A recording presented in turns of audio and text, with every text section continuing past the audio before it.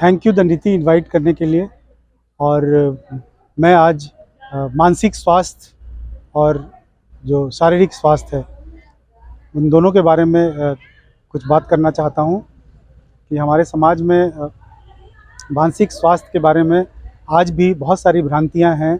और ये बात समझने की है कि जैसे शारीरिक स्वास्थ्य इम्पॉर्टेंट है वैसे ही मानसिक स्वास्थ्य बहुत ज़्यादा इम्पॉर्टेंट है। इसे सदियों से इस चीज़ को हमेशा इसको इग्नोर किया गया है। इसके बारे में हमने कभी डिस्कशन नहीं किया है और इसको हमेशा हम लोग इग्नोर करते हैं। बट एक्चुअली मानसिक बीमारियां जो हैं वो भी एक्चुअली जैविक कारणों से, जिसको अंग्रेज़ी में बायोलॉजिकल कारण बोलते हैं, उसकी वजह से होता है।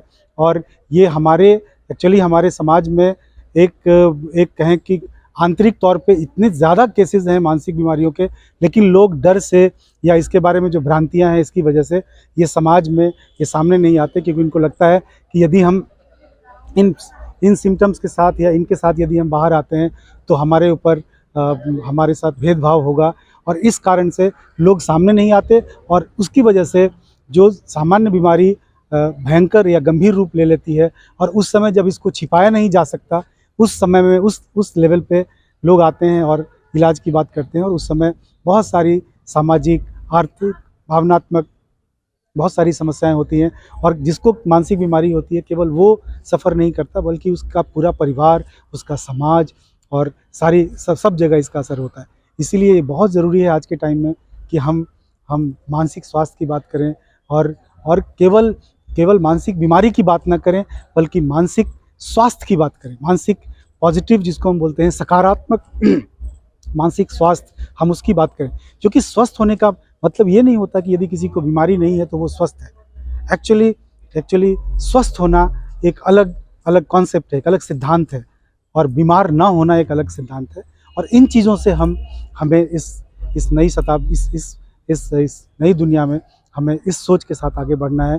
और हम उस दुनिया की कल्पना करते हैं जहाँ की मानसिक स्वास्थ्य के रोगियों के साथ कोई भेदभाव ना हो, लोग इसको स्वीकारें, लोग इसके लक्षण जब सामने आए तो समाज के सामने आए, समाज उनका बहिष्कार न करे, उनके साथ भेदभाव न करे।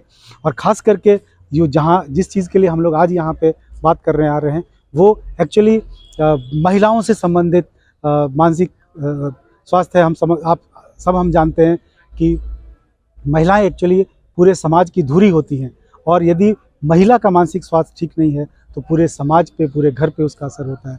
इसलिए इस चीज़ को समझना है, इसके लिए जागरूकता पैदा करनी है, इसके बारे में सोच पैदा करनी है और एक जन आंदोलन का रूप लेना चाहिए, क्योंकि एक भयावह रूप ले रहा है, खास करके सोशल मीडिया और एक जो नया जो जनरेशन है जो हमेशा इंटरनेट के प्रभाव में रहता है और तमाम तरह की चीज़ें हैं। इसको एक जन आंदोलन का रूप लेके इसको समाज में लाना और इसके बारे में बोलना है। सरकार ने actually national mental health programme बोलते हैं, एक राष्ट्रीय कार्यक्रम है नेशनल मेंटल हेल्थ प्रोग्राम, वो 1982 यानी कि 1982 में ये किया था। और एक जिला लेवल पे डिस्ट्रिक्ट मेंटल हेल्थ प्रोग्राम, जिसको कि DMHP बोलते हैं, हर एक डिस्ट्रिक्ट मतलब डिस्ट्रिक्ट लेवल पे एक कार्यक्रम है जो कि है। लेकिन पूरी दुनिया का आज जो मुख्य आकर्षण केंद्र है वो आज समाज है। कम्युनिटी लेवल पे लोग बातें करते हैं, क्योंकि बड़े आप योजनाएं बना सकते हैं, लेकिन उनको यदि अमली जामा पहनाना है तो समाज को इन्वॉल्व करना होगा। और समाज में जितनी भी क्रांतियाँ हुई है वो लोगों के भागीदारी से होती है। इसलिए वर्ल्ड हेल्थ ऑर्गेनाइजेशन, जो विश्व स्वास्थ्य संगठन है, जेनेवा में आधारित जो हमारा एक संगठन है, वो चाहे तमाम एजेंसीज जो है आज कम्युनिटी लेवल यानी कि सामाजिक स्तर पे बातें करती है कि जो कम्युनिटी वर्कर हैं, जो समाज के पहले पायदान पे खड़े हैं, समाज से घुले मिले रहते हैं, समाज उनके व्यवहार को हमेशा देखता है, और जो उनका एक जिसको हम first level of contact, Asha worker, anganwadi worker, ये जो सारी तमाम कम्युनिटी हेल्थ वर्कर का एक पूरा कॉन्सेप्ट है, जिसमें कि ANM, जिसको कि ऑक्सिलरी नर्सिंग मिडवाइफरी बोलते हैं, ANM, और आशा वर्कर और ये जो आंगनवाड़ी वर्कर है, ये तीनों का एक एक्चुअली सरकार की कल्पना है कि इनका एक जाल हो और जो वहाँ पे फर्स्ट लेवल ऑफ कांटेक्ट बने और उनको इंटीग्रेट किया जाए, उनको जोड़ा जाए राष्ट्रीय मानसिक स्वास्थ्य कार्यक्रम और डिस्ट्रिक्ट लेवल कार्यक्रम से, और सबको समय पे उसको एक रेफ़र किया जाए, समय पे विशेषज्ञ जो चिकित्सा की ज़रूरत है, यदि उनको भर्ती करने की ज़रूरत है तो वहाँ उनको भर्ती किया जाए।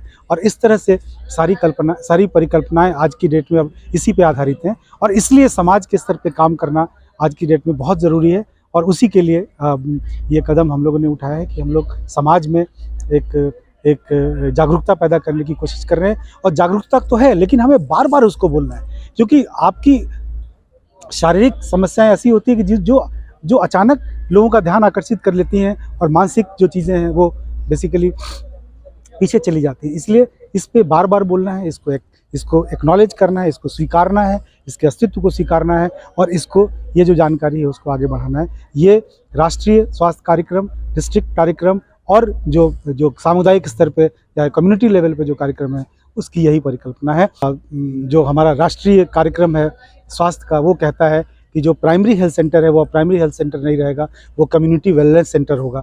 तो हमारा ध्यान अब बीमारियों से जिसको बोलते हैं इलनेस टू वेलनेस, मतलब बीमारियों से शुरू होकर हमारा ध्यान अब वेलनेस, यानी कि हम एक सकारात्मक स्वास्थ्य की बात करना चाहते हैं, और उसको भी हमें उतना ही महत्व देना है जितना कि हम बीमारियों को महत्व देते हैं। तो इससे एक बेहतर विश्व का निर्माण हम कर सकते हैं, और जो परिकल्पना है, और मनुष्य का यही सिद्धांत है कि उसको अपने आने वाले कल को आज से बेहतर बनाना है। इस दिशा में एक कदम है। बहुत बहुत धन्यवाद मैं देता हूँ। अभी फिर से इनको धन्यवाद देता हूँ, द नीति को, इन्होंने मुझे बुलाया और मुझे कुछ कहने का मौका दिया। बहुत बहुत धन्यवाद।